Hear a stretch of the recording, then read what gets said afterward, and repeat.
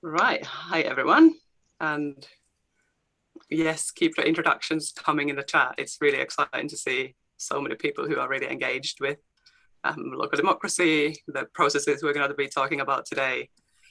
So welcome everybody to our event, Democracy Denied, How Do We Hold Local Government Accountable?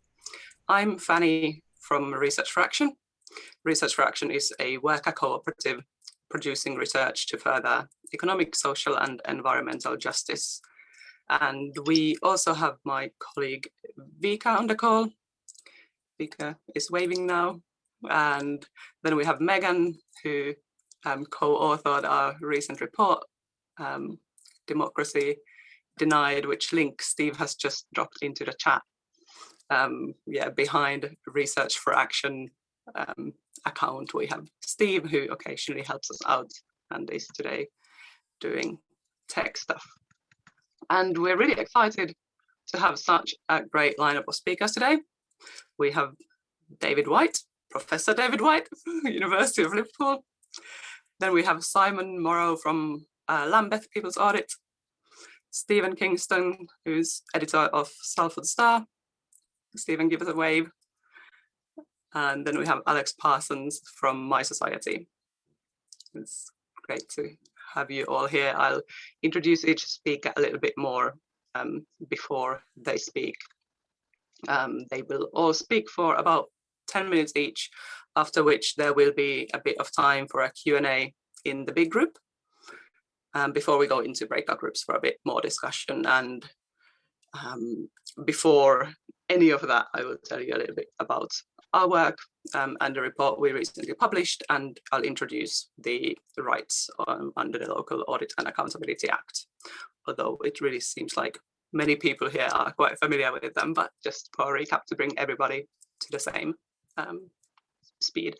But just a couple of quick housekeeping things before I move on. Like Steve's already posted in the chat, we will be recording these events to post on our website.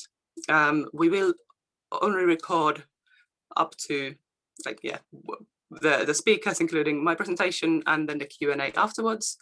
There will be still space for discussion in the breakout rooms and afterwards that will not be recorded. So if you have any sort of very specific issues that you have, for instance, with the local authority that you don't want to be talking about in the big group and on record, then just save that for the breakout rooms or the last final bit. And then we're asking everybody to remain on mute until the speakers have finished. There will be time for Q&A afterwards, and we will be calling people to the screen to ask their questions. But if you don't want to do that, or if you want to just post your questions sort of as they occur to you, do you post them in the chat box already while speakers are speaking? I think you found the chat box already, but it is clicking on the chat icon at the bottom of your screen. And yeah, there's quite a lot going on there, which is great, but it means that we might miss a question. So if you can just indicate with a big Q at the start of a question, when a question, if you are posting a question to the speakers into the chat box. And just in case we've got this far into the pandemic without you being super familiar with Zoom, it's usually worth keeping it on speaker view for the main session for the best sort of viewing experience of the speakers, and then going into gallery view for the breakout rooms. And that happens in the little view icon at the right-hand corner, top corner of the screen. So yes, after all those practicalities, I can see that I am already pushing my own timings with all that practical stuff. Just a few words about our work. So this event is based on our report that came out last week, which is very exciting. It's titled Democracy Denied, Audit and Accountability Failure in Local Government. And the report is available on our website. Maybe drop in the link again, Steve. And yeah, we really encourage everyone to read it. It focuses on accountability rights that we as the public have from the Local Audit and Accountability Act, which we've encountered are not fit for the purpose of holding councils to account in the way that they should be. But we do think that they still have the potential to enhance democracy, and together with freedom of information rights, they really do form an important basis for scrutinizing local government and those in power. So we're hoping that today will bring people together to discuss how we can best use these rights, share skills, build coalitions. I should also say at this point that we aren't going to be able to put participants in touch with each other because of GDPR. So if you really sort of connect with somebody, or there's somebody in this event that you've been maybe following on Twitter or aware of their work, do drop them a private message in the chat and exchange contact details, because one of the things that we definitely would like to sort of foster today is a kind of sort of culture of people working together and networking. But we do also want to put our work in a wider context of the kind of landscape of what's happening in terms of accountability and scrutiny and information rights, and identify areas for reform and sort of reimagining of information and accountability rights, because we will be doing more work on this subject and publishing another report in the summer about how accountability could be improved. I will soon go into introducing the rights in our findings, but before that, I would like to get an idea how many of you are already familiar with them. So Steve, if you could run the polls, please.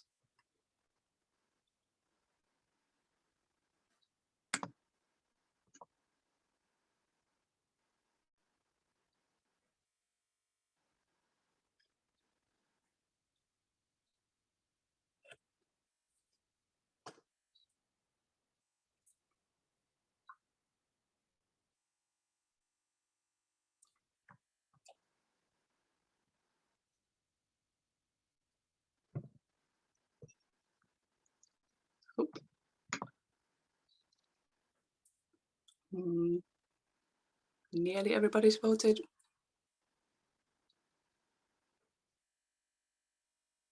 Great. I think do drop your answers in still if you are still thinking.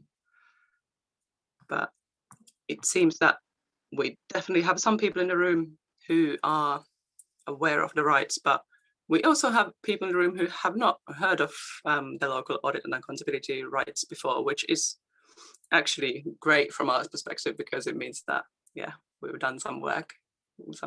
We've been successful reaching out beyond the sort of networks that we already had. That the recording is on again. Great, thank you. And next I will tell you about the rights in the Local Audit and Accountability Act and our work on them. Sorry.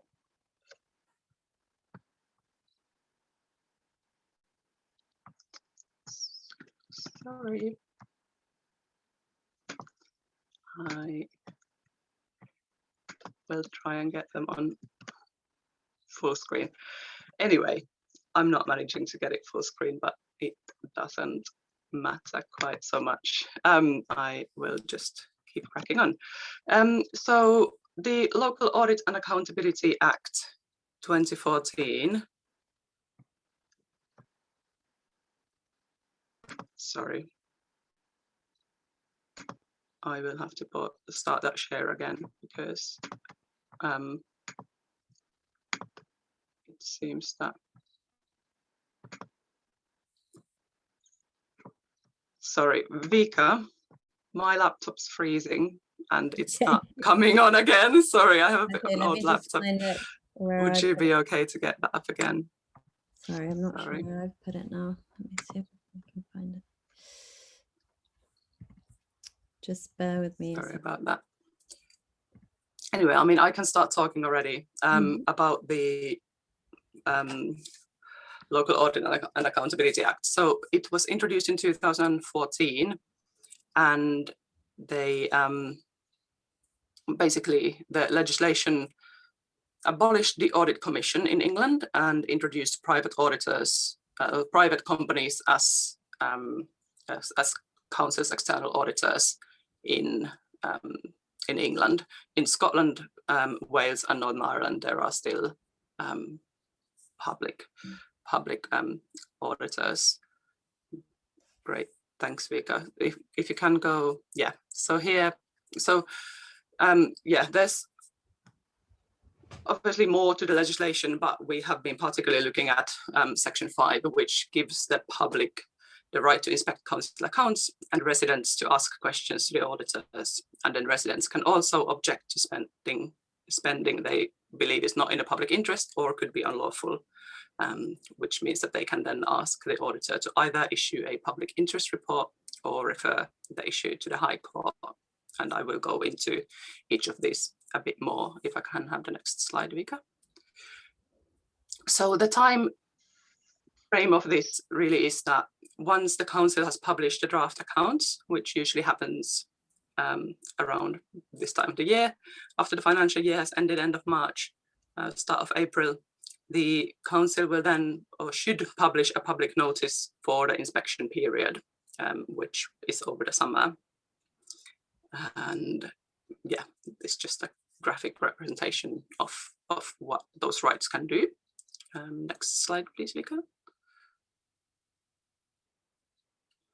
So the inspecting council accounts right applies to interested persons, which basically means residents and people who have a connection to the local area. So this could be, for instance, somebody running a business in the local authority. And in a more recent addition to the legislation in 2017, also journalists, including citizen journalists, doesn't have to be paid journalists, have been given this right as well. So anybody who has published any material online basically has this right to inspect council accounts, but also all books, deeds, contracts, bills, vouchers, receipts, and other documents relating to those records, which is the exact wording of the legislation, which has been recently upheld in court, that this really has quite a wide range of documents the council has to let people inspect. And the length of this inspection period is 30 working days in England. In Scotland, 15, Wales and Northern Ireland, it's 20 working days. And the legislations, these basically, they're very similar rights, but under slightly different legislations from different years. The LAA Act 2014 applies to England. So it's always worth, if you make an inspection request, to definitely check that you are quoting the right legislation. And also the time scales, the time frames when the accounts are open for inspection slightly vary. But in England, they are coming up pretty soon in June. And yeah, it's really quite a strong right to access information. There is a similar commercial confidentiality exemption than there is in FOI, but this must be held against the public interest test as well. Next one, please, Vika. Which I'll cover quite briefly because we actually have got a great amount of experience using this. It's about asking a question to the auditor, which is basically a local elector. This doesn't apply to the interested persons. This must be a local elector or can be their representative, can ask a question about the accounts to the external auditor. And yeah, these must be factual questions and sent either by email or post. And then the final bit is about objecting, which is also a right that the local elector or their representative has. can object to items that they believe either could be unlawful, which has a specific meaning in the law, or not in the public interest, or if there are wider concerns about the authority's finances.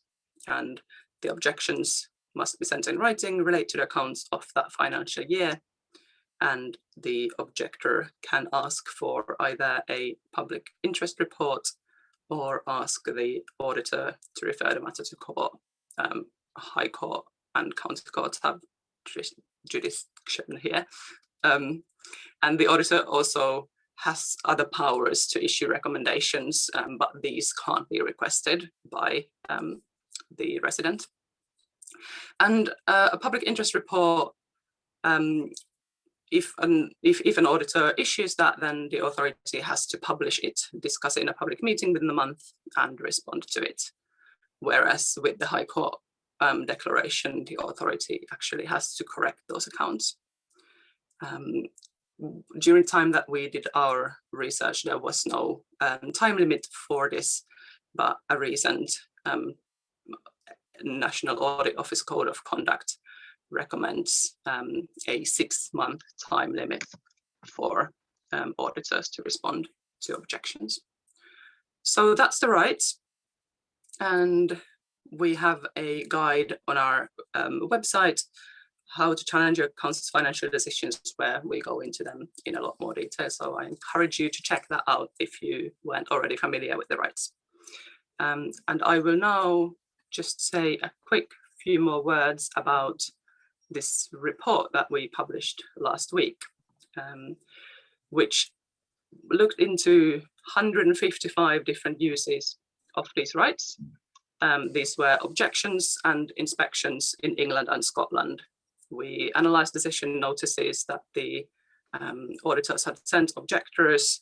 We interviewed people who had used these rights, and most of the objections that we covered in the report were in relation to two subjects: LOBO loans and PFI schemes, which are sort of financial arrangements that many councils have made.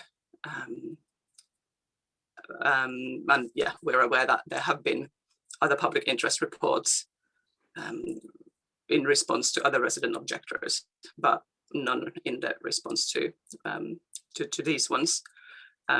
But we also did then get additional information about the objections through FOI requests, both by us and people in our networks who had used those rights. So Vika, can I have the next slide? Thank you. So we found really a range of problems with the way that both auditors and authorities did not respect these rights. Auditors took on average 2 years to respond. In worst cases, they took almost 4 years. In some cases, they did not respond to objections at all. And yeah, like I already said, not a single auditor in the cases that we documented either issued a public interest report or took the matter to the High Court. And not only that, but the investigations and the reports that they sent to objectors were really poor quality. They did not respond to the arguments that had been made. They sometimes responded to arguments that had not been made. They showed a very limited understanding of local government finance, actually. But despite all this and the fact that these reports weren't even made public, auditors charged local authorities up to tens of thousands of pounds for this additional work. And this inaction wasn't because there wasn't anything to see. We later found out through FOI requests that auditors were privately discussing the issues that had been raised in the objections with the Chartered Institute for Public Finance and Accountancy and the National Audit Office. So the next slide, please. And yeah, local authorities didn't fare much better in what we analysed. There's a list of issues that we found. They failed to publicise the rights as required in the legislation. They seem to not understand the inspection rights, they confused them with FOI rights and still took longer than the FOI Act legal limit to respond. It's not sort of explicit in the legislation that you should be able to file an objection based on the information that you get via inspecting the council's accounts, but it is kind of, in our view, quite clear that that's what the inspection objections rights mean.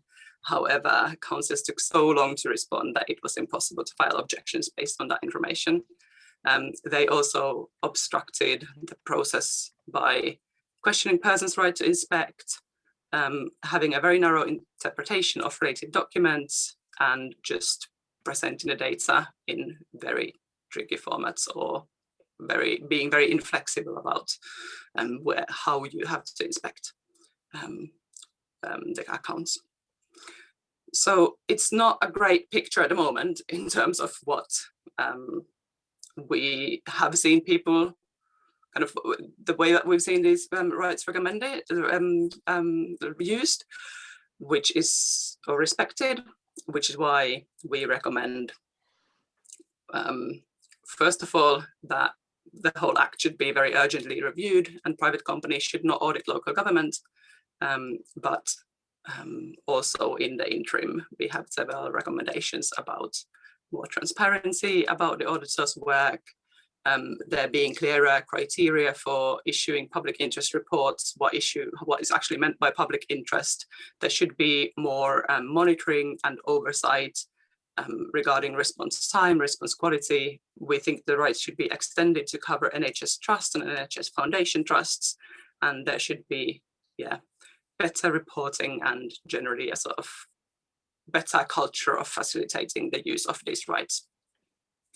But all this is covered in much more detail in our report that you can read online.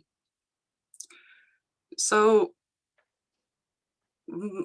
we can stop the screen sharing for now. Thanks a lot for jumping in to do that, Vika. I am aware that I did speak for longer than I had told the speakers when their turn would come, but I hope that has been really useful for everybody in terms of background. So without further ado, let's introduce our first speaker, Simon from Lambeth People's Audit, which is a volunteer-run network of residents in South London, in Lambeth, who believe that local government spending should be open and accountable to local people. And they have been scrutinising their local council since 2015. So Simon, please. Hi, right, okay, thanks for asking me to talk. Fanny's just asked me to talk just about our experiences of using the Act, what we found, what went right, what went wrong. So just as a bit of background, we really started out of a concern that Lambeth was a council that was completely out of control. They had a there'd majority in 2014, and they basically decided we're just going to do what we like, and there'll be no dissent within the party. We don't have any opposition, so we can just steamroller through all the things we want to do. So they were making a lot of very unpopular decisions which had nothing to do with austerity. They were closing libraries, demolishing estates, and I think what really sparked me off was I'm a chartered surveyor, and there's a estate next to my road called Cressingham Gardens, people might have heard about, and the council were saying that it was too expensive to repair. It was going to cost 15.5 million to repair, and they didn't have the money, and usual thing about government cuts, etc. And I went round and did my own estimate and came to less than half of that. I came to 6.95 million. And when I put my figures in front of Lambeth, they said, oh, well, it's maybe it's not 15.5 million. We've had another look, it's 9.3. So they knocked £6 million off straight away before we'd even met. And it became very apparent that they were just making decisions with no interest about the public purse. It was all about furthering people's kind of political ideologies and careers. And I just thought that was completely beyond the pale, and a lot of other people did. So we kind of gathered together, like I say, it's a mixture. We're mostly finance professionals, but there's a few lay people there as well who just have genuine concerns they want answered. So in terms of what you found, I mean, I'm sure other people on the call, you know, there's been people on the call who've been doing this a lot longer than us. But I think some of the themes will sound quite sort of common. So the first year we had relatively good engagement, actually. I think they were so sort of, the finance department were kind of interested that somebody would take an interest in the accounts. And I think it helped as well. The guy we were dealing with was leaving the council. So every so often he'd sort of say, have a look at that figure, ask a question about that. So he kind of almost kind of, he was within his limits, he was on our side. But after that, there's just been very much a clamp down on providing information. So after the first year, we produced the report, we followed up with FOI questions, and we produced the report highlighting a lot of issues that we were concerned about. The town hall had been, the new town hall that the council, who said they had no money, had spent, they'd spent 104 million building this new town hall. And they told the public it was going to cost 50 million. So more than 50 million overspend. We discovered that the council was selling off land below market value without any tenders. We uncovered the salary of the UK's highest paid head teacher, who was on, I think, 360,000 a year. He was subsequently sacked as a result of a fraud investigation, which kind of followed on from our report. So we found lots of issues of poor contract management, poor governance, and we've continued to issue reports, ad hoc reports. We did one about the council selling off council homes at auction, increases in senior salaries. More recently, last year's audit, we came up against, and I'd be interested to see other people's experiences. The council set up a private council-owned company called Homes for Lambeth to carry out their estate regeneration projects, and we got told, and I know you can't look at any of the figures because it's a private company, so it's not subject to the regulations. And we had a long dialogue, and they still wouldn't listen. So it's very interesting because a lot of their work is being subsidised by the council. I think that could well be a complaint we make this year, actually, because there's work's being done which should be going through this private company, but we as taxpayers are paying for it separately. Our experiences with the auditors is that generally they do nothing, and it's interesting. You would think, even if they don't want to take it to the High Court, even if they don't want to issue a public interest report, you'd think at the very least they would pass on our concerns to Lambeth in some form. You know, we raised some very valid problems which continue to this day, and there's been millions and millions wasted and continue to be wasted, but they haven't even bothered doing that.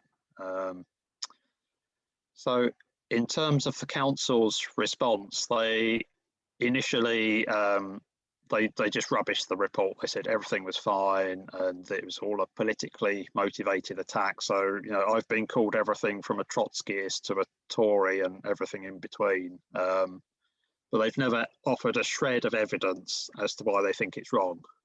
So rather than view us as part of the democratic process and something that's actually helpful, because we could save them money, we're just labelled as troublemakers.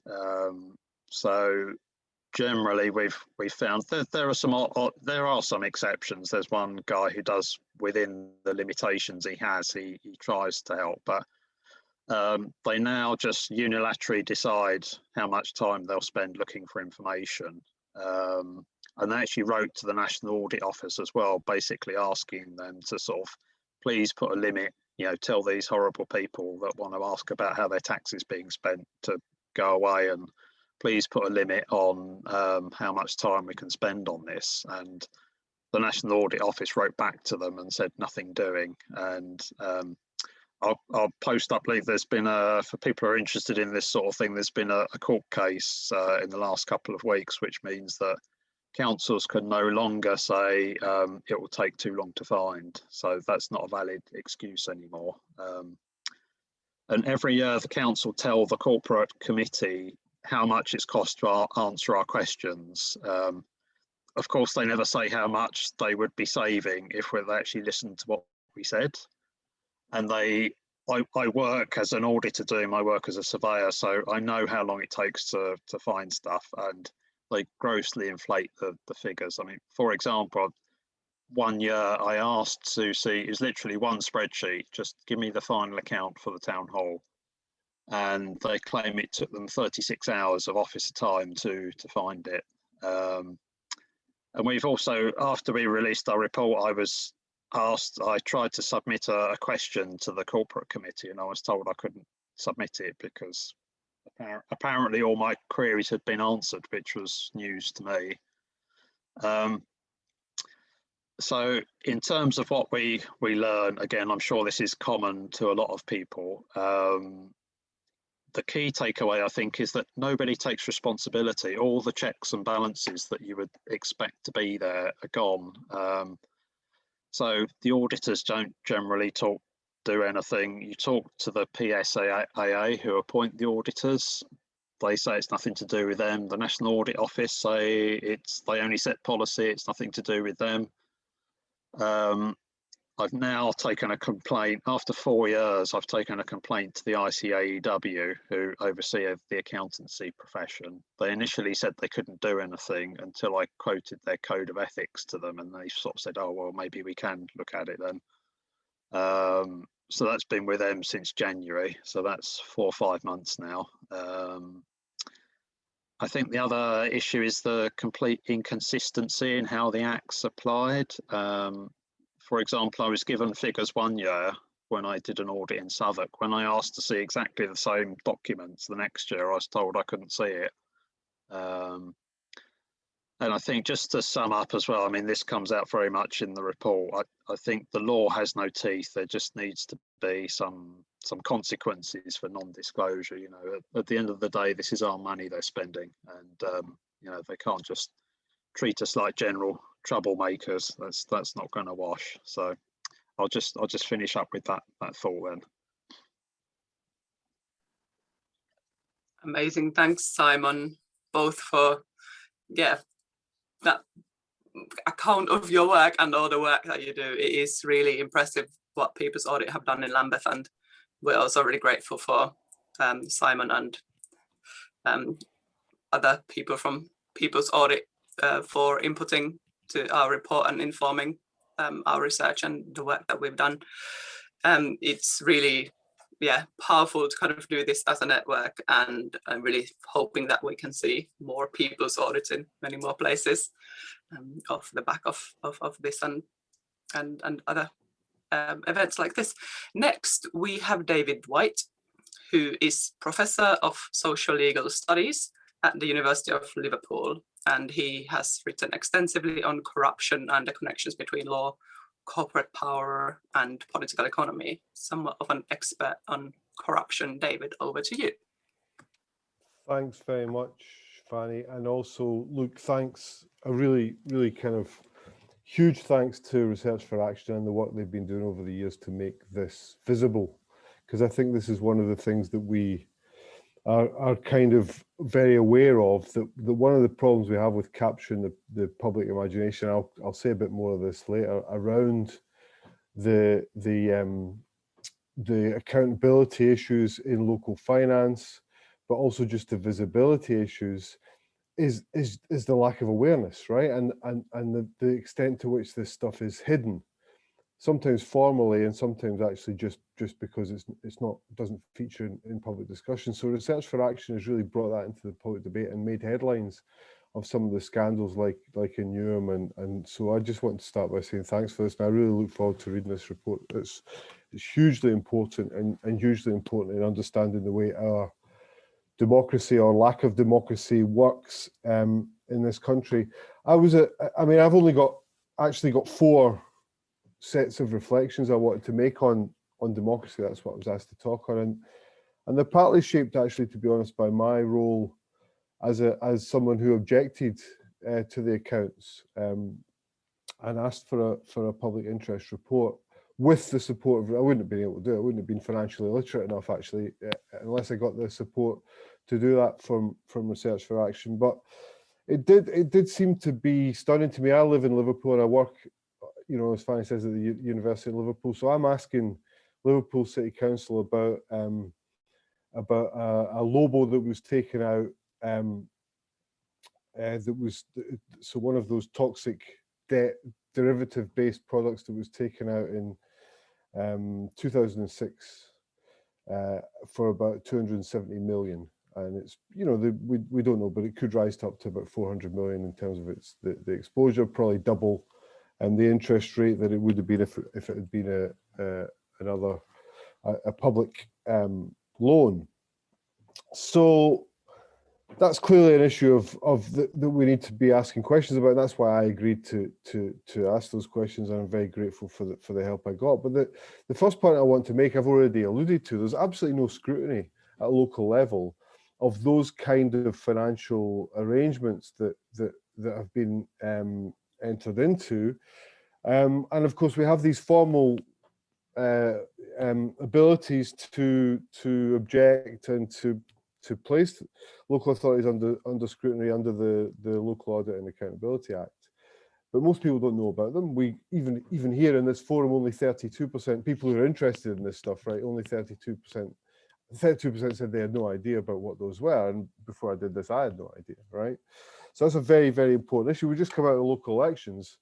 I can guarantee, I've not read every single election leaflet for every single candidate in Liverpool City Council. I can guarantee in the mayoral elections, it's not been mentioned, and I can absolutely guarantee I stake a lot. I don't have very much money. I don't have 270 million to stake on it, but I would stake a lot of money on the fact that nobody's talking about that particular form of toxic debt, or even about the way in which those scrutiny powers work. And I think that lack of political scrutiny is also really deep in the structures. And we heard from, I mean, really big respect to Lambeth People's Audit, incredible work they're doing, but we had this kind of discussion about the role of local auditors. And I think most people voting today in local authority elections probably don't know that the Audit Commission was abolished, and that their function, I'm not saying their function was perfect, but it's certainly worse now, that their function was effectively privatised, and that much of the hand lies in the power lies in the hands of the big 4 companies that have been scandalised, or routinely scandalised in the financial press for their role in cover-ups and so on. It was Grant Thornton, that's the auditor in Liverpool, that responded to me, and presumably took a huge, something else we don't know, how much money are they getting from the kind of work they're doing in preparing public interest reports and so on.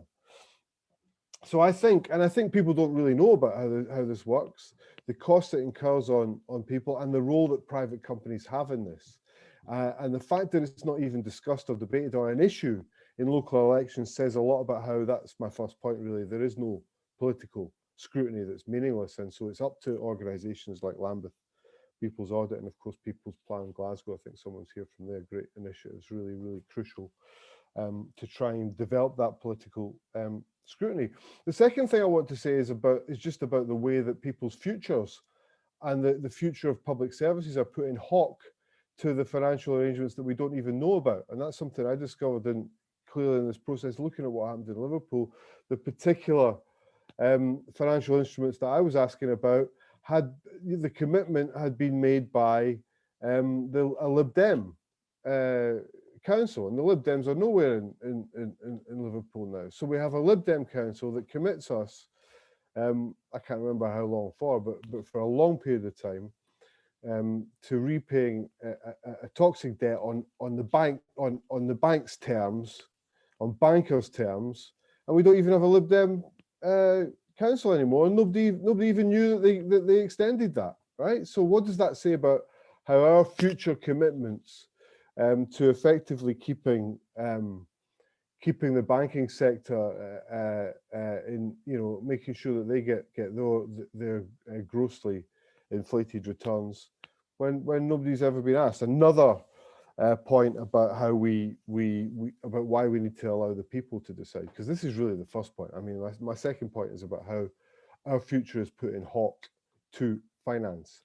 But it's exactly the same point about lack of political scrutiny, because the only way we can avoid that is if we have people's panels or people's tribunals or people's structures that decide what we do in terms of extending the commitments to the future that people will have, that people will pay for, right? It's the only way that we can think about that future commitment, is to put people at the centre and not temporarily elected politicians, some of them who piss off and get employed by property companies that are involved in all kinds of sorts of dodgy deals.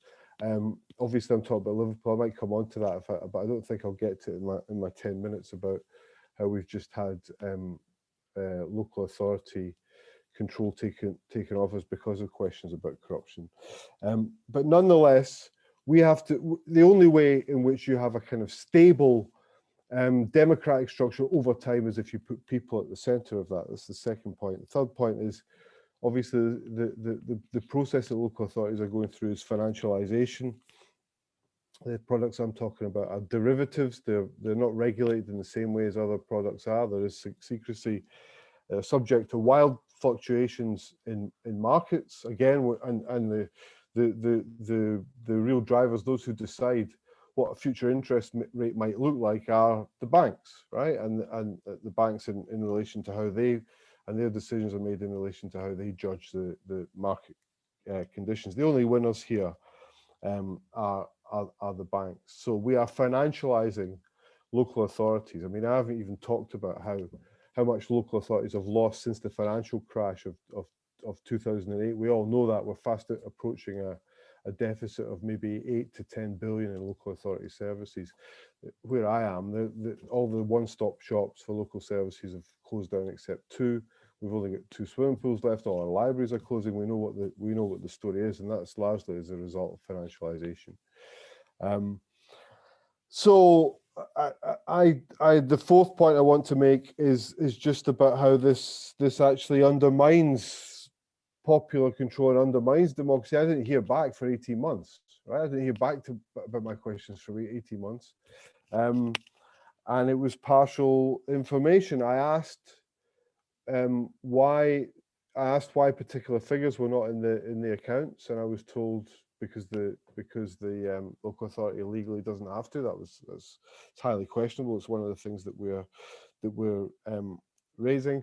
I was given a market value for the products, for the logos I was asking for, but that's never been published. It's never been published anywhere else. Actually, I didn't, but I should have followed up with a freedom of information request, because then it would have to be published. So I think there's a kind of process of undermining popular control that happens when those decisions are kind of centralized, which is if you don't have the information, then you can't hold the local government accountable. So a whole layer of issues, I think, and a whole layer of problems which correspond quite closely to the recommendations that Fanny itemized in the report. And I think, here's the real question for me. We are in the midst of a system of local authority funding which is shrouded in more secrecy, in which private players have more control over the information that we are able to access. So we have to have local structures which challenge that, and we have to make sure that we fight to open that up again. And I think that's absolutely crucial. Or else local government and local authorities are lost. I mean, we already have the most centralized system of democratic government in Europe, without any doubt. Right, centre power is less devolved than in any other European state, and that is certainly going to get worse if we allow this intensification of a financialized and corporatized control over the information that we have access to. And I'll leave it there.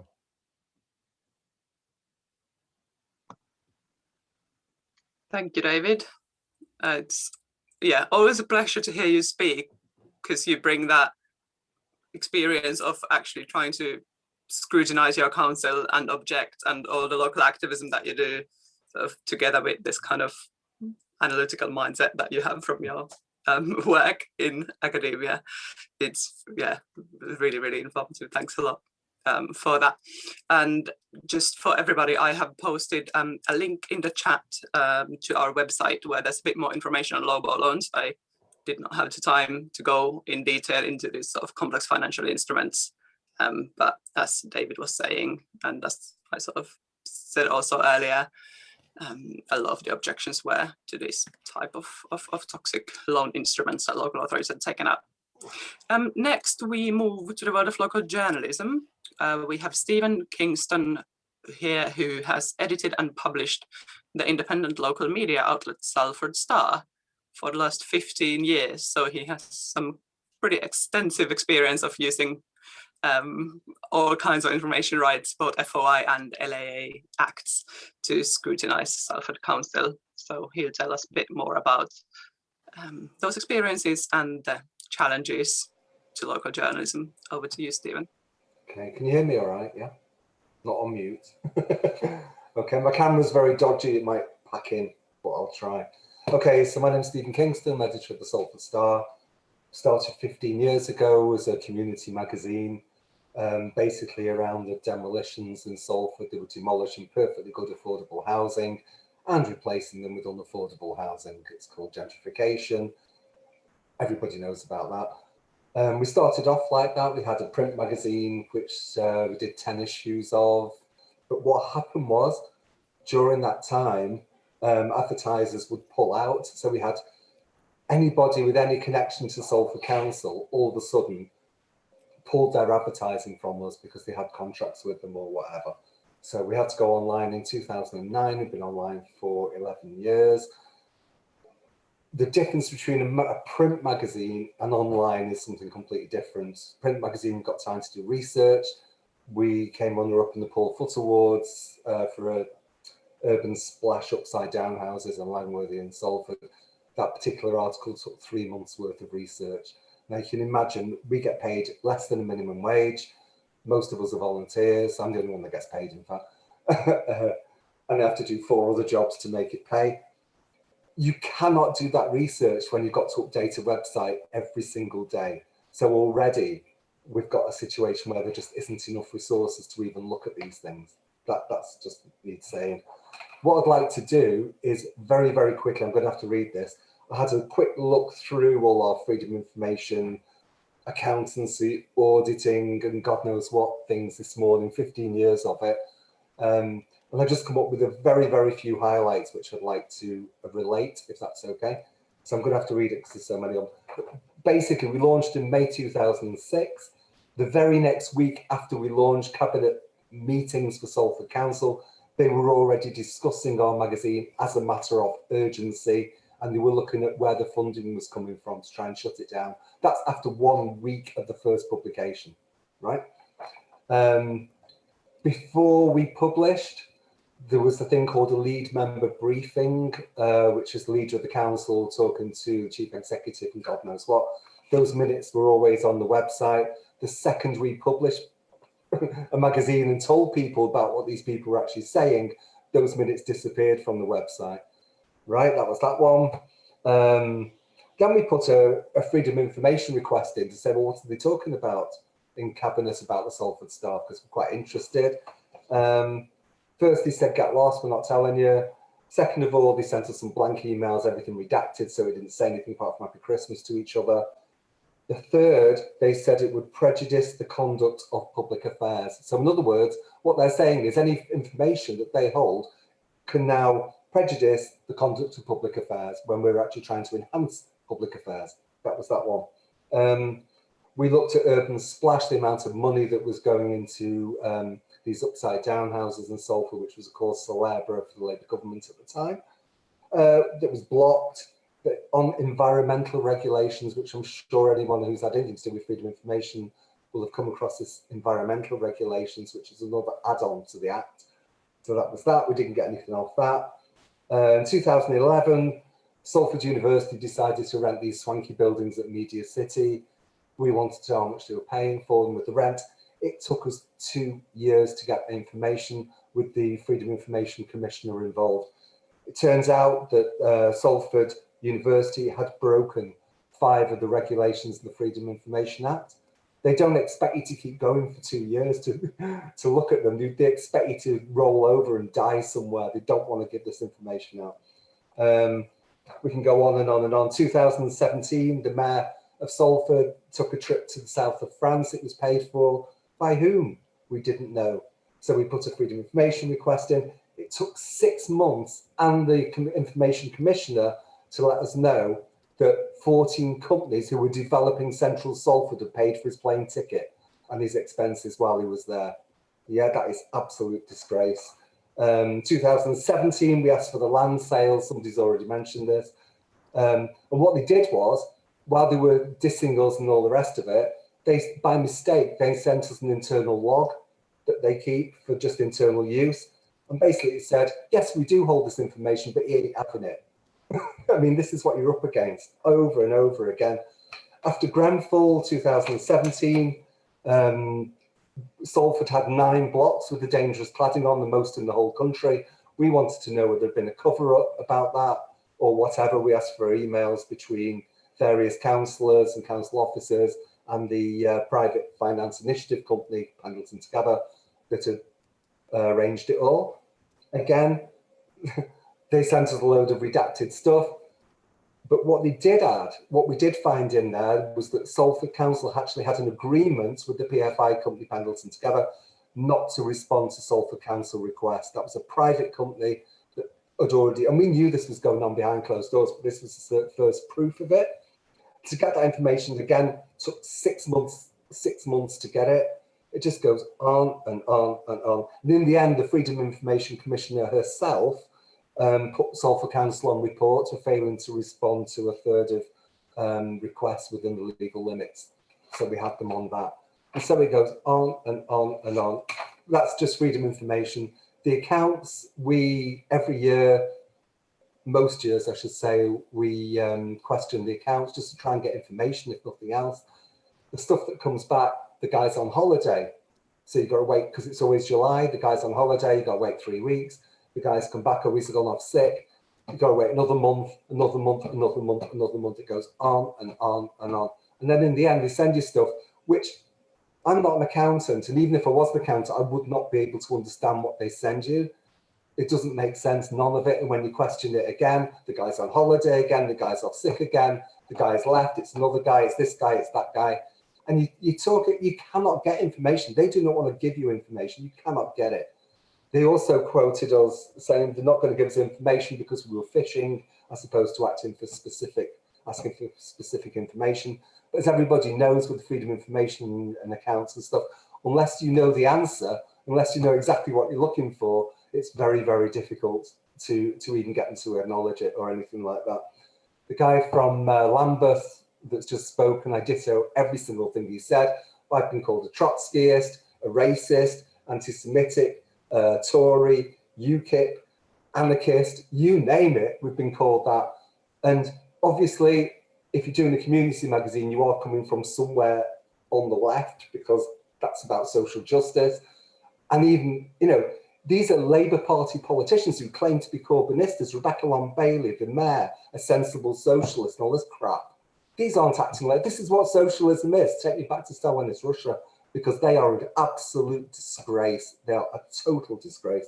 I can go on and on, 15 years worth of it, and I'm going to write all this on the Salford Star eventually. In the end, what we did, because they wouldn't give us any information about anything, we actually went on strike for 2 weeks. This is about 8 years ago. So we stopped publishing for 2 weeks just to draw people's attention to the fact that these were a bunch of, what's the word? You're recording this, aren't you? Got to be careful. They're not very nice people. So we went on strike.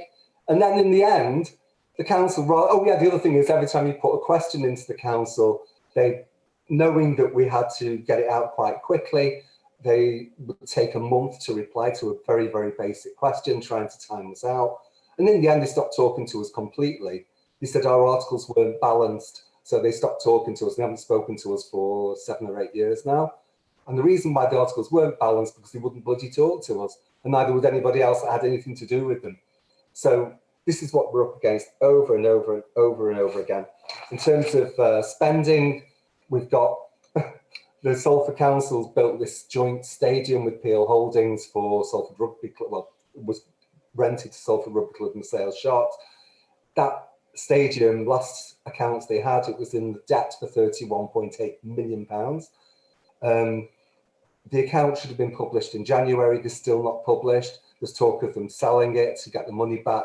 But because there's an election on, they've hidden everything. They won't speak about it. Everybody knows they're about to sell it, but we don't know what the debt is. We don't know what they're selling it for. We don't even know who they're selling it to. There's talk about Gary Neville. There's talk about Sales Sharks. We've no idea. Then at the same time, like the guy from Lambeth was saying, as they were talking about austerity, austerity, austerity. It's all the Tory government's fault. Then all of a sudden they found 18 million for the RHS garden in Worsley. So there's a new Royal Horticultural Society garden, £18 million, no questions asked, given. I mean, it goes on and on and on. It's like, what do you do?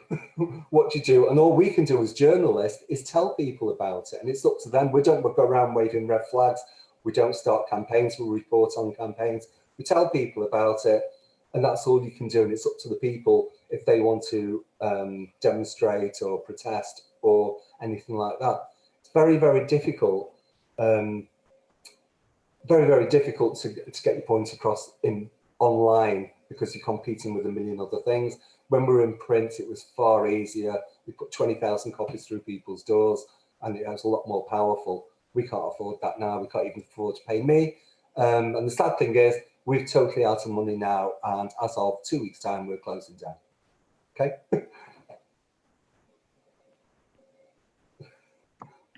Thanks, Stephen. I'm glad we caught you before you shut down because I think you really illustrate, yeah, a lot of the challenges facing the local journalism landscape in terms of lack of resources, just how much time people actually need to put in to do any proper scrutiny.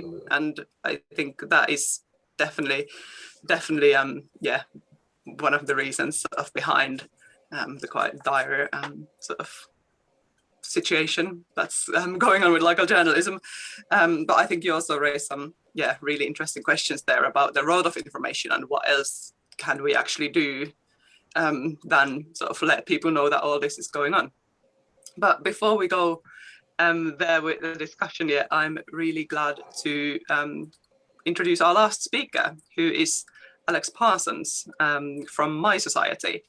He's going to be talking about FOI, which is very important part of this picture, like has been already clear from what many of us have spoken, including FOI was a big part of our research, of course.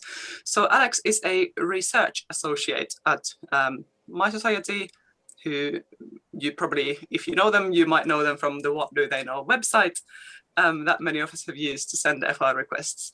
And Alex holds a MSc in Democracy and Democratization and has been published in academic and general interest publications alike. And he's produced multiple pieces of research on FOI in the UK, including mySociety's latest report, which has been popped in the chat just a minute ago. It's called Reforming Freedom of Information. And he has also done lots of mini sites exploring FOI statistics, which are all on the mySociety website. So over to you, Alex. Thanks a lot for that introduction, Fanny. Let me just grab the screen. Cool, is that working okay? Cool, fantastic. So what I'm quickly going to run through today is what mySociety do around freedom of information. And I'm happy to see it referenced by a few previous speakers. And then what we've sort of recommended in a very recent report on how the FOI Act can be improved using only examples that already work inside the UK. So mySociety, we're a not-for-profit, and we run lots of websites, like They Work For You and Write To Them. But in this instance, the more interesting one is What Do They Know? And this is a website that can be used to, oh, no, let's go back a step. Freedom of information. So saw at the poll at the start that there's a mix of awareness at this and the attendees today. So, but very basically, freedom of information is the right to access information held by public authorities. Generally speaking, you have a right to everything except things that are withheld for certain reasons, either because it's a certain kind of stuff or because there is a harm in releasing it. There is, one of the speakers mentioned the environmental information regulations, which generally speaking, if the information question is related to the environment in a set of specific ways, it's slightly easier to get hold of because the public interest test is slightly stronger. And similarly, if you're requesting information in Scotland against Scottish public authorities, a different regime works there with slightly different set of exemptions and a different information commissioner. And so what we just did with this project was try to figure out what we could pull from the Scottish system that would be useful in the UK and sort of think about how the future development of that might be interesting. So What Do They Know is our main thing in this area. So it's a website that it's quite a simple idea that you can make requests through the website rather than emailing the councils yourselves. And then the results that are then stored in public. And that means just over time, we rack up a very large amount of public information that can be easily accessible through Google rather than people having to search themselves. So it's over 700,000 FOI requests at the time I made this slide. It's probably slightly higher than that by now. But yeah, we get about 20 million people, not just making requests, but viewing stuff that's been previously released. So every request through What Do They Know is sort of added into this sort of silent body of knowledge that can be more easily found by the interested citizen. So how people use What Do They Know? So there's a wide range of uses. So obviously a key one is journalists or community groups sort of investigating wide campaigns. So asking for information or data sets from central government. But another key use is a very specific local uses where campaigners in their area or citizens who want to find out, this thing is happening on my street, tell me more about it. So part of what I quite think about this is that the FOI Act works even for people who don't know they're using the FOI Act. My first freedom of information request, I wasn't explicitly making one. I just asked someone for information and they had to give it to me. And it was great. And so that's sort of the nice thing about it, is that there is, for people who use it more and more and more, there's obviously lots of problems in trying to access it. And so you can build up knowledge and skills to be able to do that more effectively. But also for a lot of people, it's just making it slightly easier to get the information they want out of government. And it also allows a sort of way of, if you can query many authorities at once, then you can sort of build up a picture of a data set or something that's going on that no one knows at the moment because no one collects the information, no one looks at it. And so there's lots of interest into the studies looking across NHS bodies or looking across local government to try and understand how in reality a system is functioning when central government doesn't have the information and no individual council has it either. So just quickly, there's the campaigns that I know, I just pulled these off our blog, so they're all on the mySociety blog if you want to go have a look. But just generally things that people have done over the years to sort of use FOI through our website to as part of their campaigns in the local area. So very recently, we're trying to make it easier for citizens to use What Do They Know to access the legal rights that exist. So we're adding more advice on how to craft internal reviews and appeals to the Information Commissioner, depending on the exemptions being used. I think I say we're currently doing that. I think that is soon, but it's all, it's on the way out. So that is just trying to make it easier for when councils or authorities do push back, is to understand when they are being reasonable or not, and how you can look at similar requests that have been refused and to see how they have answered back at the same time. We have a new What Do They Know Pro service that's run for several years, but basically this is because an issue for journalists, especially using our service, is if you have it in the open, then when you get the answer, someone else can scoop you. And so there's a disincentive to use our system. And that's bad for us because that means that lots of FOI requests that are then just sort of disappear and people can't get the original data behind them. So what this lets us do is be helpful and sort of give our tools to journalists and researchers who have to sort of wait a bit, but when they're done, the information can be released to the public. We're also currently, if you look at our blog, testing out what to know projects, which is sort of meant to help like campaigns crowdsource extracting information from a batch of FOI requests. So if you've asked 100 councils a question, you can get a set of volunteers to sort of help you extract the information you need from it to make it slightly easier to get the information out of lots of different FOI requests. So our most recent piece of research has been sort of investigating various problems we're sort of finding with the FOI Act. So there are millions of requests made every year, but there's no sort of complete data set saying, how many requests are made, and then so no way of monitoring how responsive authorities are being, how they're interpreting and using exemptions. There are statistics for central government, but those show increasing delays. And generally speaking, we're sort of worried over time that we don't know if that's also true in local government, because we only have periodic snapshots of how many requests are being sent. And so we can say, roughly speaking, how local government is different to central government, but we can't say if it's getting better or worse over time, and except anecdotally. And so we feel we need a bit more information to figure out what's going on there. And similarly, FOI is a devolved matter, and so we wanted more information about how it works in Scotland, but also to think a bit more about how other devolved areas, and especially Wales, can make more use of FOI. So our recommendations of the latest research paper, which was put in the chat a while ago, is we want to establish more of an ongoing data collection program around FOI. We think that the Information Commissioner is under-resourced, and it's been great to hear about some instances where their interventions have been essential, but we think there should be more of those interventions, and essentially their budget has been squeezed over time, and it should at least have kept pace with inflation since 2010, which it was cut quite substantially from 2010 to 2014. So this goes into more detail in the report, but essentially we think this is useful to sort of move the Information Commissioner from being under a government department to being under Parliament itself, and that sort of gives them a bit more Parliament a bit more scrutiny over what they're doing, but also reduces a conflict of interest where the Information Commissioner is essentially a government regulator, and so the government setting their budget is a conflict one way or the other. And we also sort of think that separating the data protection information components of the role will, in the long run, because those roles are doing very different things as data protection becomes more formalized and become much more important on the world stage, create more specialized bodies that are better for both tasks. So on the statistics front, the Cabinet Office collects central government statistics, the Office of Scottish Information Commissioner collects lots of great statistics, but we don't have that picture in the UK. We know in Scotland, most FOIs go to local government. We know it's pretty likely in the UK because we did some research the other year and found that 10 times more FOI requests went to local than central government, but we don't really know, and we don't have strong information about how successful those requests are, or if that's getting better or worse over time. So for instance, our statistics found internal review is surprisingly effective. So that is something that's averaged, and that actually it's a delay, obviously, but generally speaking, many people who go for, come on, tell me a bit more information, will get a bit more information out of them. So that is sort of what we're learning from the information that is available, is that actually tools that exist can be effective.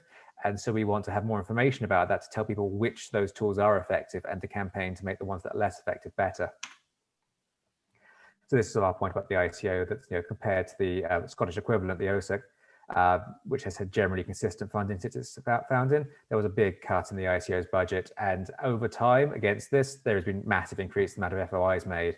So the ICO is doing, you read their annual reports, they're doing more and more and more decision notices, but they're doing it with increasingly less budget. And that's quite impressive, but we sort of think that they'd be able to do even more if their budget was increasing in proportion to the actual amount of work that's going on. Another sort of area covered in the report is trying to steal bits of the good legislation in Scotland. And so a lot of this is around clarity in the Act in terms of how long internal review can take. If they say they're going to publish something in the future, say actually it can't be more than 3 months in the future. And a big thing, and this is sort of covered in some open democracy research as well, is this idea of administrative silence when authorities just don't answer or object. And so in Scotland, in the UK as a whole, you can tell the ICO they're not getting back to you, and the ICO may eventually say you should answer this, but this takes a very long time for every step of the process, and it actually resets the clock several times. In Scotland and actually in Ireland, if they don't reply, it's deemed to have been refused, and so that sort of kicks in the normal appeal process. And so that just sort of means that they have an internal review, then you go to the Information Commissioner. But if they're deliberately stonewalling you, they lose time in doing so, and still they still can stonewall for a while. But we sort of think this is one of those little tweaks that sort of help slightly redress the balance of power in terms of what the request is and the clarity in terms of what the law is. So it's sort of big change in terms of how public services have been delivered over the last 10 years. There's been much more use of private bodies to deliver public services. But generally speaking, you can ask private bodies for information that's held on their behalf. It's a bit tricky to do in practice. And the FOI Act does allow the government to sort of expand FOI to different classes of public bodies that deliver public services. So the Scottish government's made much more use of this. So social housing and private prisons in Scotland are both subject to FOI. The UK government has sort of explicitly said they're not doing this, and generally speaking has made much use of this part of the Act. And so we sort of think in terms of trying new things with devolution is that the Welsh Parliament could also sort of pursue a smaller diversion that Scotland has, but similarly sort of look at, are there Welsh public services that could be useful to be subject to FOI, and what bodies should they be, to just sort of create more local control over when public services delivered by private bodies, extending FOI to those bodies. And that's me. Thank you. Thank you very much, Alex. Yeah, that was really informative, and it's really great to be also looking forward into the improvement of FOI rights, because it does often feel that kind of FOI is under attack, and this refusal of information are something that we're kind of battling. So it's really welcome intervention to actually talk about the improvement of these rights, and really big thank you for you for speaking today. And obviously big fan of, we've been using a lot of what do they know and what do they know pro us. I don't know if you could see other people were saying in the chat as well that they're big fans of. It was really great. So it's always nice to see it being used. So thank you, everyone.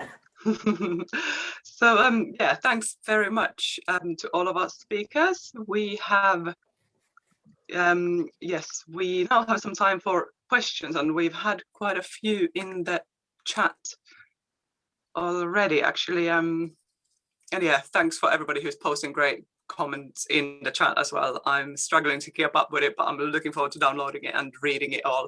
To the practical question about saving the chat, you can all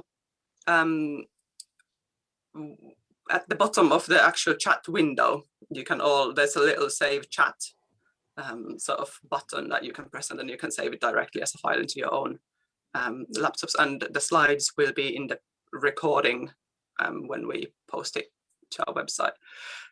Actually, Steve, am I right that you've been monitoring the chat a bit better than I've been able to do? Could you maybe read out the questions that are there up till now?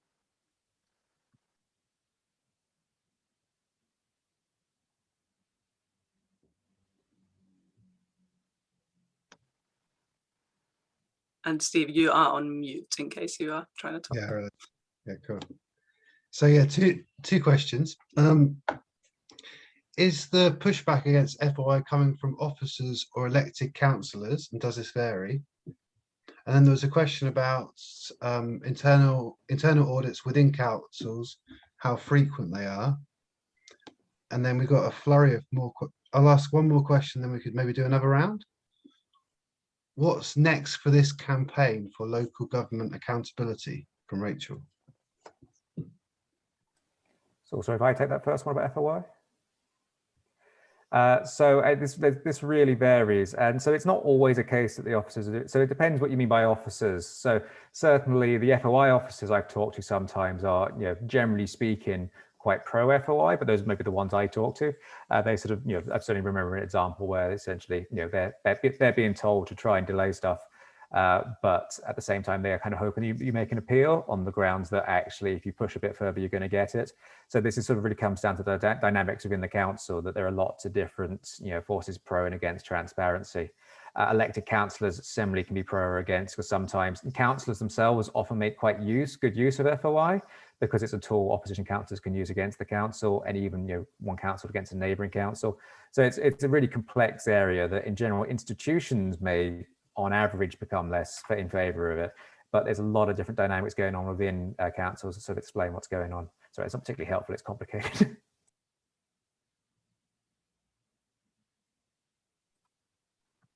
No, that was really interesting. Is there anybody else who'd like to pick up that question? I think it was maybe specifically about, is that? Can I speak? Yeah. Go for it. Okay, so I understand that councillors should not be anywhere near freedom of information requests, but it's a neutral thing that officers are supposed to respond to. Now, we've had the deputy leader of Salford Council admit in a council meeting, when we went through all the information, decided what to give the Salford Star. It's like, what is he doing anywhere near it? It's supposed to be officers, I would have thought, surely. Councillors, political councillors shouldn't be able to go through the information, deciding what we're going to give you and what we're not going to give you. The whole system is totally rotten. Thank you.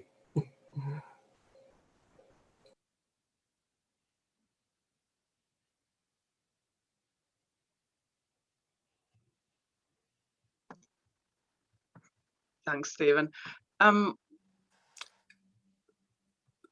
Steve, are you okay to keep picking up the questions, or?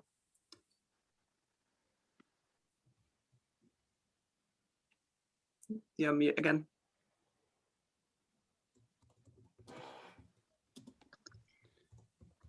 Okay, so the next question was,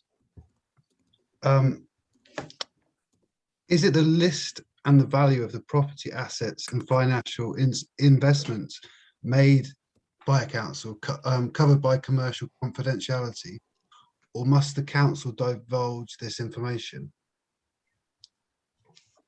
So yeah, specific question on the commercial confidentiality and whether the council can get away with not divulging information around property assets and financial investments. Who knows the answer to that? Is it Alex on FOI, or is it somebody who's used FOI in their research? I can only go from some of the experience I've had. I think if there's something that they're thinking of selling, they could probably argue that they don't want that information to be in the public domain, which I could understand because it would hamper their negotiations. I believe in the past one of our members has had it otherwise. So I think that doesn't exactly answer the question, but it just depends on the circumstances. If it was something like all your council housing, for example, I don't see there'd be any reason why you wouldn't divulge that. So I don't know whether that answers your question, but so it just depends on the circumstances, really. Can I just clarify the question a bit more? I've frequently asked this question, and some councillors in my council, which is in Kingston in South London, have just been trying to find out where the assets are, if you talk about property that the council holds. And it's not that we're getting pushback, it's just that nobody seems to know. It's, there's this mystical person called an asset manager that no one can find, who knows the answer, but nobody seems to know who it is. That's what I'm thinking. They must have an asset register. One of the things that often holds up, certainly where we are, the sign off of the accounts is how they value, which is a bit counterintuitive for a public body because it doesn't really matter how much your estate is worth compared to a private company. But one of the things that often holds the sign off is how that's valued. So the council normally would get it valued, I think, at least every 2 years. So they must have it somewhere. That's all I can say, really.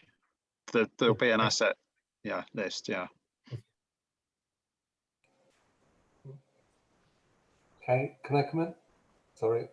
What we found is that the council sets up joint venture companies with private companies, and therefore that blocks any information. You cannot get information from a private company. That's what we found. They've set up their own housing company called Reeve. They've got a joint stadium company with PL Holdings. They've got assets with housing companies and God knows what else with regeneration.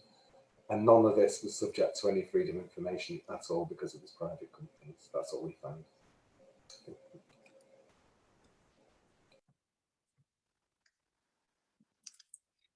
Yeah, I mean, my understanding is that there's quite often quite a big sort of grey area of that just depends on how much sort of you can push and how much you can kind of justify.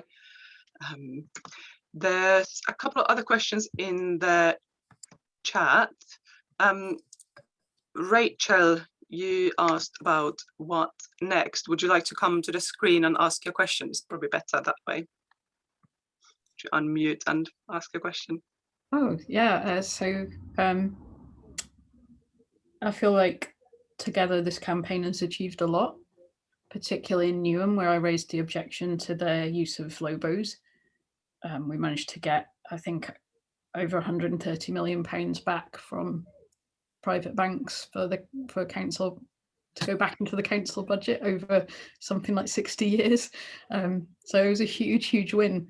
So I'm keen. While it all feels quite hopeless at the moment politically, I feel like there's more stuff that we could do because this has power, even though there's huge flaws in the process, as we've all seen. So I'm keen to know what's next. What's the plan?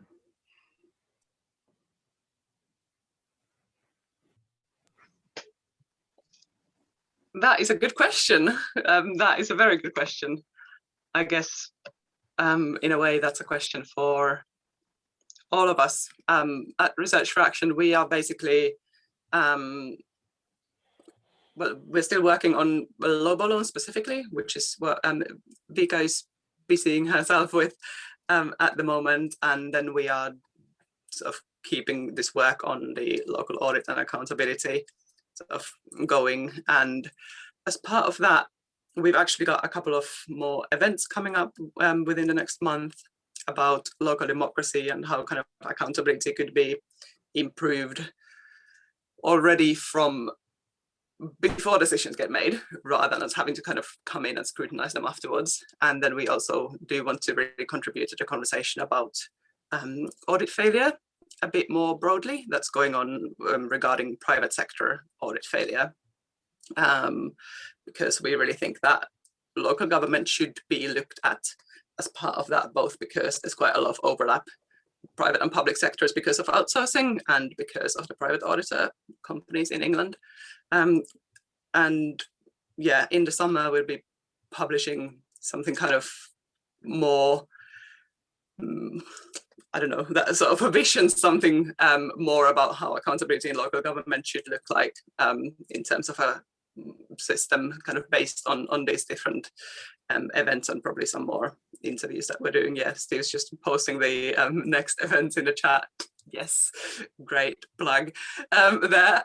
So yeah, we are really keen to go forward with talking about local government accountability and scrutiny, and yeah, we'll be doing some things, but in a way, I guess there are sort of different people working on this, and yeah, it's really just depends on sort of what we can make happen together, I guess. And that's one of the reasons why, yeah, it's really powerful to have everybody in the room today. I don't know if anybody else wants to chip in. It kind of feels like I'm talking a lot about our work, and I'm really aware that there's a lot of more practical questions coming up in the chat as well.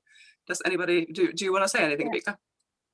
I just wanted to add that one of the things that we would like to do in the next, by the end of the year, is also publish a very simple but accessible guide on how to read your council's accounts, because that's the first barrier. If you want to object to the accounts, you need to be able to at least sort of know where to look. So that's one of the tools we would like to sort of be able to provide. And yes, in parallel, we're continuing the campaign on Lobo loans. So I'm sending a lot of FOIs at the moment, just to make sure that we've got all the data up to date. So we're working on a database to make sure that all that information is transparent. We've been a bit quiet because of the pandemic, but it's all ticking on. Thanks, Rika. I'm almost struggling to remember what we're planning to do because, yeah, it really has been quite a quiet year, but it probably has been for many people. We have quite a few other questions already, and I would really like us to, yeah, still have time for breakout groups, although it seems like the conversations actually flowing pretty well here. I guess we don't necessarily have to have breakout groups. But let's take the questions. I'll just say in what I've got written down now. There was a question in the chat about internal audits, but I'm actually not sure who raised that question. But whoever it was, if they can in a second unmute themselves and ask that question again. Then we had Paul wanted to ask a direct question to Simon. Then we had Somerset Independents also asking a question, and then we have hands up from Gwen and Mark. Oh, great. So Gwen, do you want to go first on the internal audit questions? And if your hand is up because you have another question too, you can ask them both in the same go.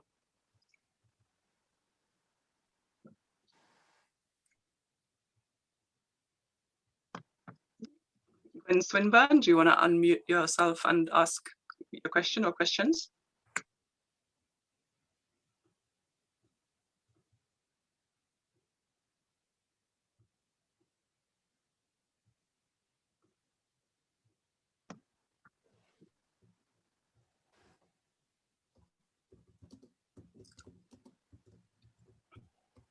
Gwen saying can't unmute.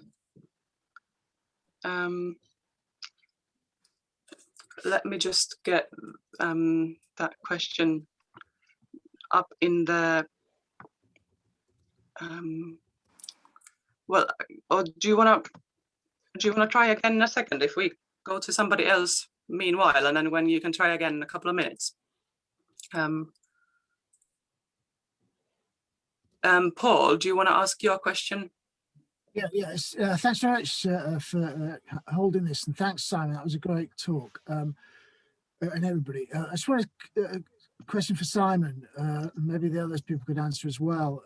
For my sins, I'm in the Labour campaign for council housing, and there's a big debate in relationship to the role of local housing companies. And certainly some people seem to think that local housing companies are the new housing renaissance. Plenty of us in the Labour campaign for council housing think this is wrong for all kinds of reasons. But specifically in relationship to local housing companies, and what you were saying, Simon, is that one of the so just to get it clear, Lambeth are basically saying to you, you can't get any information about Homes for Lambeth because they're saying, because of grounds of commercial confidentiality, so it's outside of the normal democratic process. And if that's so, that does seem to tie in with the research on local housing companies, which basically nationally, which has been done particularly by Janice Morforth. And what she's found is that, simply many local housing companies, they just don't divulge the information. So one of the clear differences between councils and council housing councils and local housing companies is precisely the issue about information and accountability. So if you could just clarify that, Simon, that would be great. Yeah, no, what they said to us, it wasn't commercial confidentiality. What they said was that we can show you what money we've paid to the housing company, but we won't show you what that housing company has spent it on. And effectively, they've just gone completely rogue. I've asked freedom of information requests, about tender processes and all the processes you would expect in a council. And it's quite clear to me that they've just gone completely rogue. All the sort of approvals and so forth have just gone out the window. And the one and only decision or tender that they have to put in the public domain is to appoint their auditor every year. And so that came up about 2 or 3 months ago. and the whole tender process was a complete and utter farce. You know, they went out to tender way too late. They only had 2 tenders come back, and one of the tenders couldn't actually fulfill the role. So effectively, they just gone to 1 tender. And you kind of think, if you can't even get that right, how on earth are you going to go around procuring all this tens and hundreds of millions of pounds worth of construction work? So yeah, it's just another hurdle to get round, I'm afraid. But you know, that's kind of what they like, though. They play it both ways, even though they claim to be. They're a private company when it suits them, and they're part of the council when it suits them. You know, if you look at their policy on evicting squatters, they say we've got no obligation to rehouse them because we're a private company. But then, you know, they work in the council's offices, they have chats with the council officers, and so yeah, it just, all the accountability you would expect to be there is just, it's just gone. Thanks, Paul and Simon. Can we try one again? And if you still can't, are you here? Can you hear me now? Yes. Okay, Right. I'm so sorry about that. It was my fault That's all right. completely. So 2 quick things. One is on internal audits. We had a huge problem here in York about 5 or 6 years ago when we discovered a whole load of absolutely dreadful internal audits through FOI. And basically the audit committee was only given, like I see in most councils now, the tiniest summary, which basically says reasonable assurance, 3 actions needed, and it gives no context. But if you actually see the content of these, even when they're kind of a good audit, there's all sorts of interesting things that you can discover. So I'm just wondering how many people have ever even concerned themselves with asking about the internal audits that are produced, because I think that might be quite useful in terms of scrutiny. Second thing, just so you know, I'm no auditor. I can't even manage understanding the accounts. But what I do is I come from the other way. I kind of sniff around to see what I think is wrong. And then I ask questions on those particular aspects. So it's not thousands of invoices and so on. I find something that I think is wrong, and then I can hollow down onto that.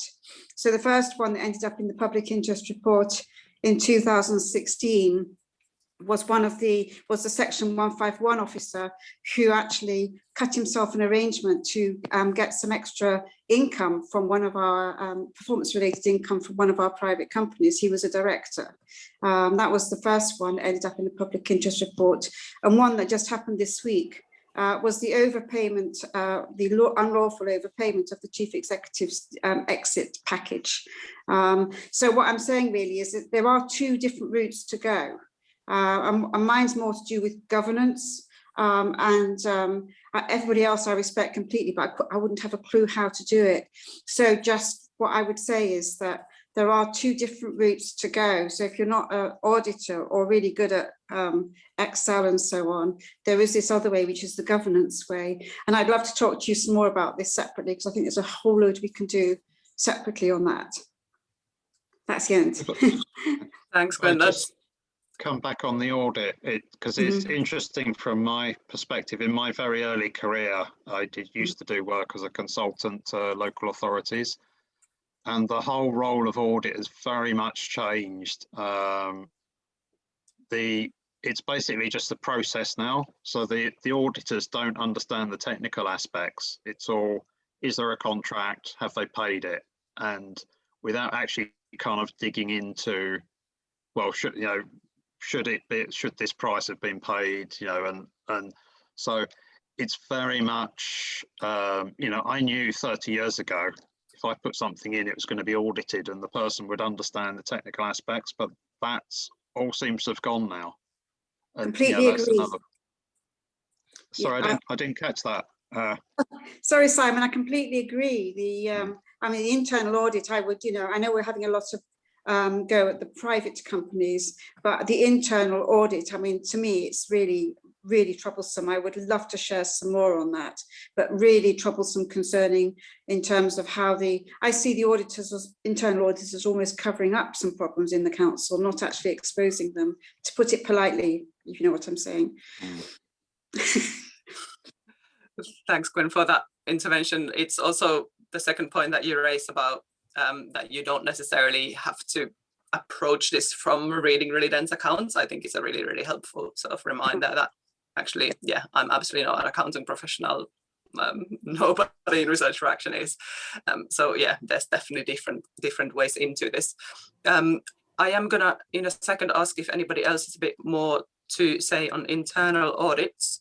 But just to sort of talk through who we have questions wise, I will, after the internal audits, I will go to Somerset Independents, then Mark Hudson, and then Martha asked a question in the chat, and I will ask Martha if you want to come to the screen to ask a question or not.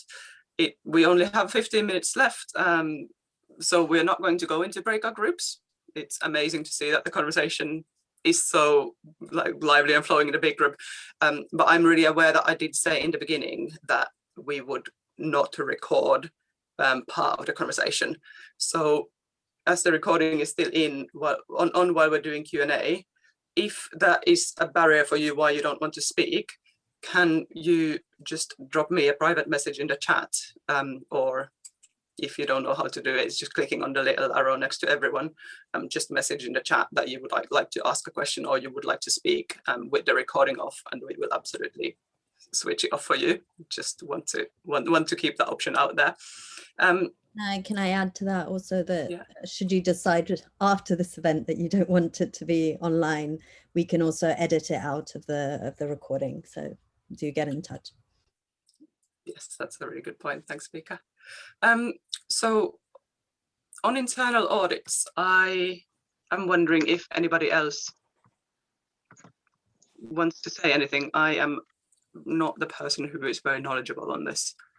Maybe I could just add something from our experience at Newham, and just to confirm, we were also supporting councillors in trying to find out about the financial decisions of the council, and they couldn't gather the information they wanted. They couldn't get the responses that they wanted, and they had to use FOI and the objection process to get the information that they wanted. So there's clearly some big problems of how the internal processes work as well.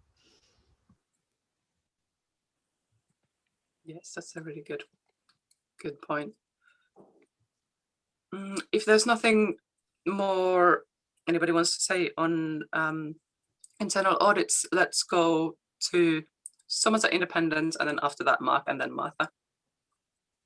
Hello, it's Andrew Pope here on Denise's computer from Somerset Independents. It's a brilliant session. Thank you very much for organising it. It's been so helpful.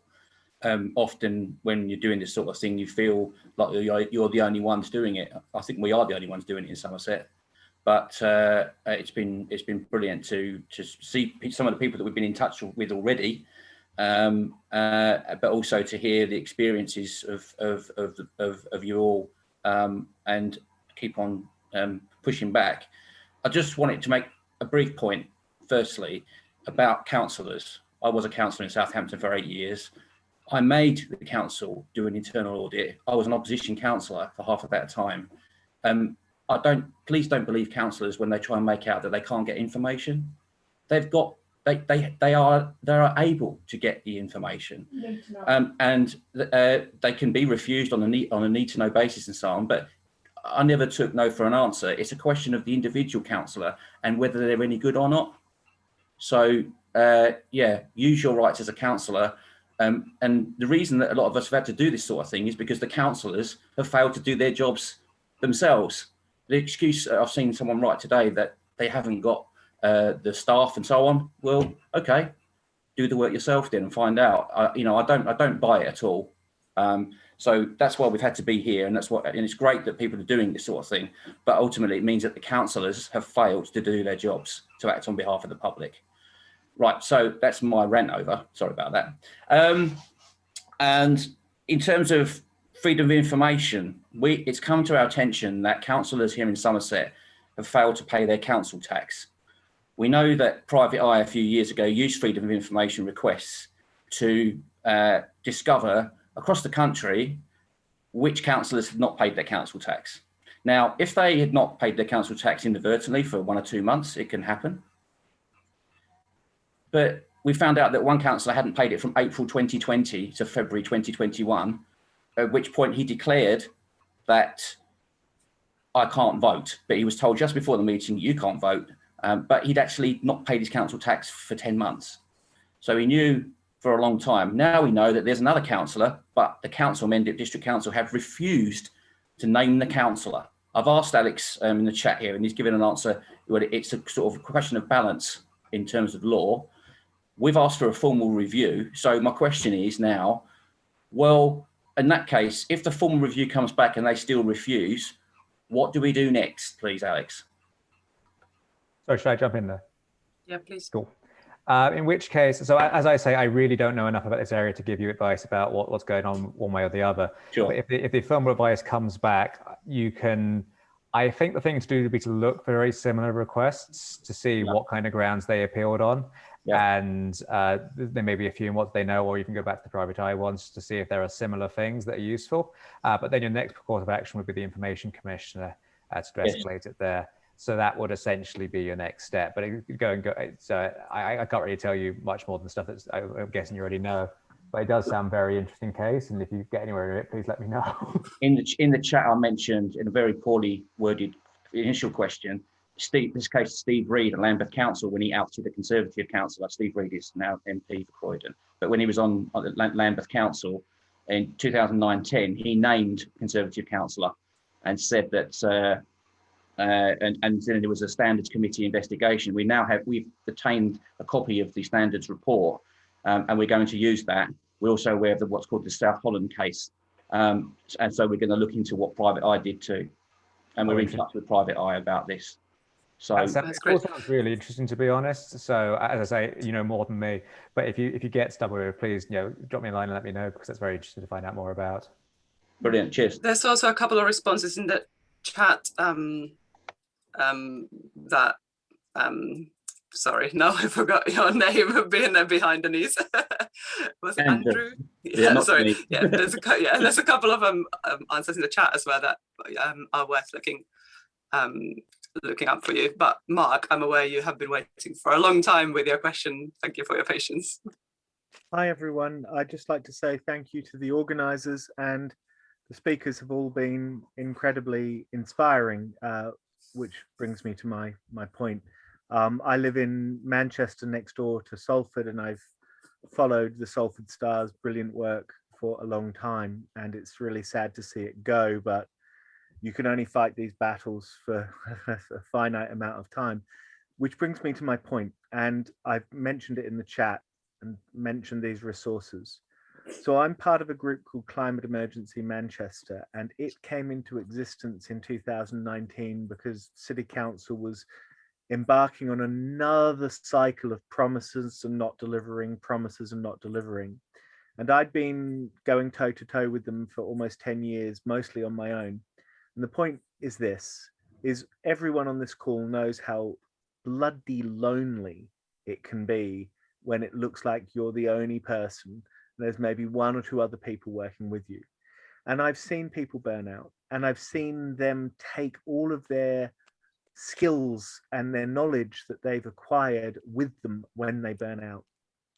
And what we do within Climate Emergency Manchester is we really focus not just on the specific battles that we're having with the council, but on spreading the skills so there is no single person who is a point of failure, and making sure that our morale is okay. So for a long time, I was the only one in the group who really understood how the council works, because I'd been doing it for 10 years and my knowledge was patchy, but we've made explicit efforts to get beyond that. And I think it would be great if your organization, as well as doing the other workshops, which I'm definitely going to be at, could foreground the emotional collective labor that is required to sustain local campaigns like this, because the skills, the accountancy stuff, they're really hard to acquire anyway. And as one of your previous speakers pointed out, they're not necessarily essential. You can work backwards. You can spot something that smells bad and work backwards. So that would be my plea. But I don't want to detract from what has been a great event, and all the speakers have been massively inspiring. And yeah, and I'm so glad that I came on this call, which I only found out about a couple of days ago. I'll shut up now. Thanks, Mark. That's a really appreciate that intervention, because yeah, this can be quite lonely work sometimes, and I've actually felt that it's been really powerful today how many people have kind of raised that this can be sort of sometimes get you down quite a lot when you're just battling things, and yeah, it feels like a few people now have mentioned that this has been a really nice coming together of people who are doing this kind of work, and maybe this isn't something that we also need to keep up doing and do more of these events. I will next go to Martha for the final question. Thanks, Martha, for waiting. So I have been helping the Save Central Hill Estate group down in Lambeth. Laura, I think, is also involved in that. And I know, Simon, you're working more with Cressingham. But I'm particularly interested in this issue relating to Homes for Lambeth, which seems to be a real problem in getting information about maintenance and all kinds of things. And I wondered whether going into using the Audit and Accountability Act and going into the accounts to find out in there if we can see what these payments to Lambeth actually were, to Homes for Lambeth actually were intended to be used for, if it would appear internally, rather than we were trying to get it, I think, through freedom of information and weren't able to get it. And the second thing is we also haven't been able to find out who actually owns, Lambeth Council has yet to produce a document to show us who actually owns the land which we're not, one of the buildings sits on. And they keep telling us that, all kinds of reasons why. And I just wondered, we've had the freedom of information request on that, got nowhere. What other avenues might be open on that land issue, which somebody raised earlier, but I didn't quite glean the answer. That's it, really. It's kind of, I guess the response is just to keep kind of battering away with freedom of information. It's very much an acquired skill. You kind of need to sort of fine hone what you're asking for and keep going as well. Sometimes it can take 2 or 3 years to get information. So, I mean, we'll carry on with the accounts. We just need to sort of try and find a different, but even, people are talking about sort of trying to keep morale up. With any of these things, if you keep asking for the information, you just build up this whole, even if you don't right away get the answer,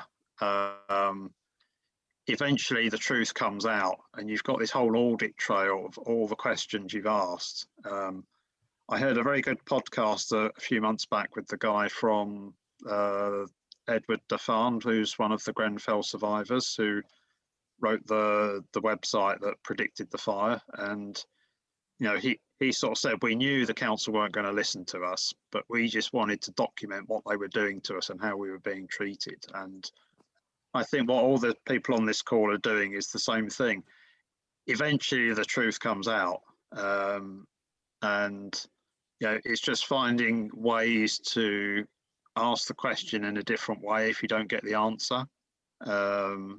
So yeah, happy to kind of continue that conversation further, but the fact that you're not getting the information, just, I mean, in my line of work, just you're kind of you're taught not to believe anybody until they kind of stump up the information. So the more people withhold information, the more suspicious it makes you. And Homes for Lambeth is just a complete rogue organisation. They're just kind of making it up as they go along. but if you keep asking the question, keep making formal complaints, eventually something will slip out.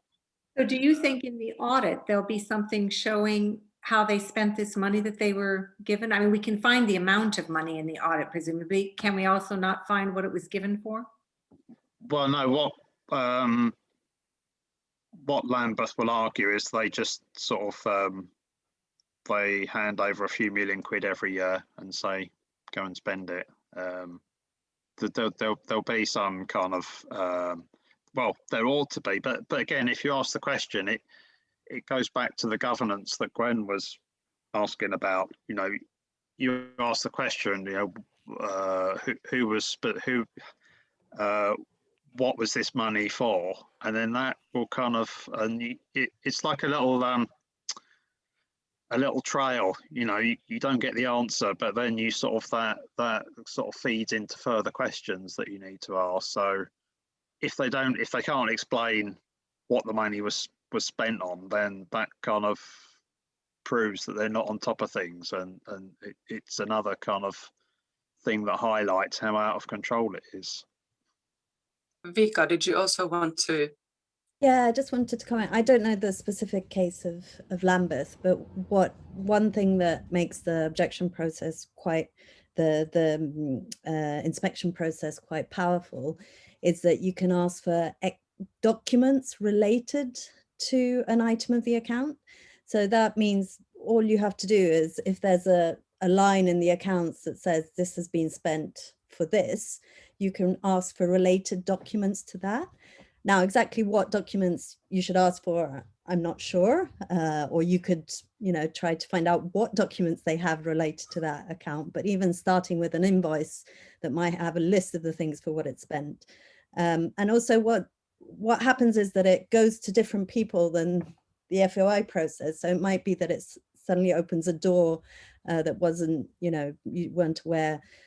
So we've used it in some councils, and it's helped us a lot. So yeah, it's worth trying, but I know Simon has tried in Lambeth. So Thanks for that, Vika, as well. It is 4 o'clock, and I am really aware that we said until 4 o'clock, and if somebody needs to go now, obviously, thanks a lot for attending, and you're very welcome to go. But I do want to just, for those who can stay another 5 minutes, to just give a very quick final word to all of our speakers once more. Who would like to go first? David, we haven't actually heard from you since you spoke, so would you like to open the final words round?